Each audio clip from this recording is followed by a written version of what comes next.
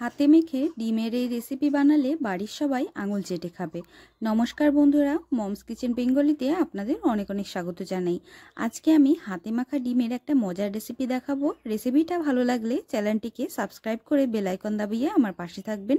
চলুন আর দেরি না করে রেসিপিটা শুরু করি।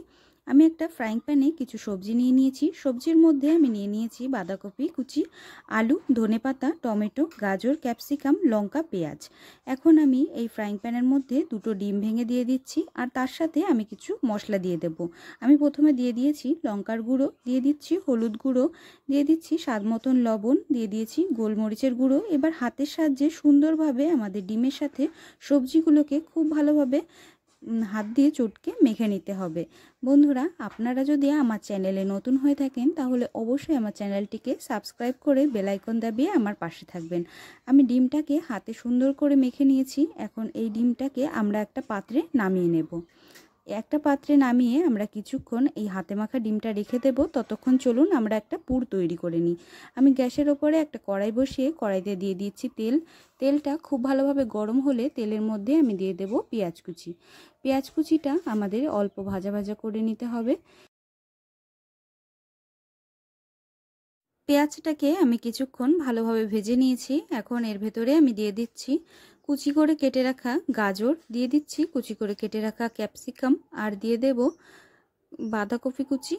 এখন সমস্ত সবজিগুলোকে দিয়ে খুব ভালোভাবে সুন্দর করে আমাদের ভেজে নিতে হবে। সবজিগুলোকে আমি বেশ কিছুক্ষণ ভালোভাবে ভেজে নিয়েছি। এখন আমি দিয়ে দিচ্ছি স্বাদ অনুযায়ী অল্প পরিমাণে লবণ, দিয়ে দিচ্ছি কুচি করে কেটে রাখা ধনেপাতা। দেওয়ার পরে আবার খুন্তি দিয়ে সুন্দরভাবে চালিয়ে আমাদের এই সবজিগুলোকে আবার ভেজে নিতে হবে। দিয়ে দিচ্ছি অল্প পরিমাণে একটু সয়া সস, আর দিয়ে দেব চিলি সস। আপনারা যদি এই রেসিপিটা বাচ্চাদের জন্য তৈরি করে থাকেন তাহলে এখানে আপনারা চিলি সসের পরিমাণটা একটু কম দেবেন। আর তার সাথে আমি দিয়ে দিয়েছি অল্প পরিমাণে টমেটো সস আর টমেটো কুচি। এবার সমস্ত সবজিগুলোকে আবার খুব ভালোভাবে আমাদের নাড়িয়ে চাড়িয়ে একটুখানি ভেজে নিতে হবে। তার সাথে আমি অল্প করে একটুখানি চিনি দিয়ে দিয়েছি। আপনারা চিনিটা না খেতে চাইলে চিনিটা এখানে দেবেন না। সমস্ত সবজিগুলোকে আমাদের কিছুক্ষণ নাড়ি চাড়িয়ে ভালোভাবে ভেজে নিতে হবে। টমেটোটা গলে যাওয়া পর্যন্ত আমাদের সবজিগুলোকে সুন্দরভাবে ভেজে নিতে হবে। টমেটোটা সুন্দরভাবে গলে গেছে, আমি সবজিটা তৈরি করে নিয়েছি। এবার একটা পাত্রে আমি নামিয়ে নিয়েছি। গ্যাসের ওপরে আমি ফ্রাইং প্যান বসিয়ে দিয়েছি। ফ্রাইং প্যানের মধ্যে আমি দিয়ে দিয়েছি অল্প পরিমাণে রিফাইন তেল। তেলটা সুন্দরভাবে গরম হয়ে গেছে। এখন এর ভেতরে আমি দিয়ে দিচ্ছি হাতে মাখা ডিম। হাতে মাখা ডিমটাকে আমি একটা হাতার সাহায্যে দিয়ে সুন্দরভাবে চারিপাশে ছড়িয়ে দেব। দিয়ে একটা অমলেটের মতন আমি ভেজে নেব। চারিপাশে সুন্দরভাবে অল্প অল্প করে দিয়ে চারিদিকে ছড়িয়ে একটা বড় করে একটা অমলেটের মতন আমাদের ভেজে নিতে হবে।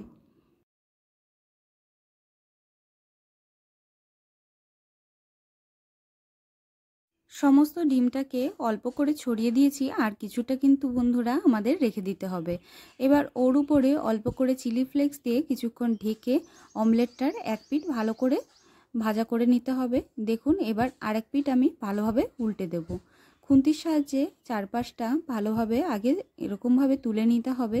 তুলে নেওয়ার পরে উপর দিকে একটা থালা দিয়ে তারপর আমরা অমলেটটাকে হালকা হাতে উল্টে দেব। দেখুন কত সুন্দরভাবে ভাজা হয়ে গেছে। আমি উপর দিকে একটা থালা দিয়ে দিয়েছি, আর দেখুন ঠিক এই রকমভাবে আপনাদের এই অমলেটটাকে উল্টে নিতে হবে। কোনো রকমভাবে ভাঙবে না, একদম সহজেই আপনারা উল্টে দিতে পারবেন। এবার ফ্রাইং প্যানে আবার অল্প করে একটুখানি তেল দেওয়ার পরে অপর পিঠটা আমাদের ভেজে নিতে হবে। আমি অপর পিঠটা দিয়ে দিচ্ছি।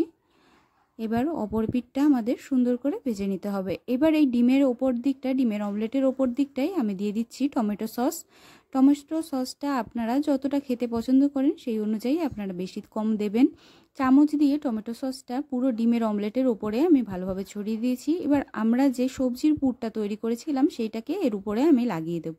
ভালোভাবে চারিপাশে সুন্দর করে আমাদের সবজির পুরটাকে চারিদিকে ছড়িয়ে দিতে হবে। আমি চামচের সাহায্যে চারিদিকে সুন্দরভাবে সবজির পুরটাকে ছড়িয়ে দিচ্ছি।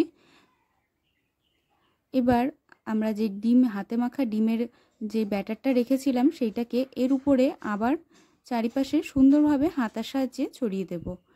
সম্পূর্ণ ডিমের অমলেটের ওপরে আমরা হাতে মাখা ডিমের যে ব্যাটারটা রেখেছি সেটাকে সুন্দরভাবে চারিপাশে ছড়িয়ে দিতে হবে।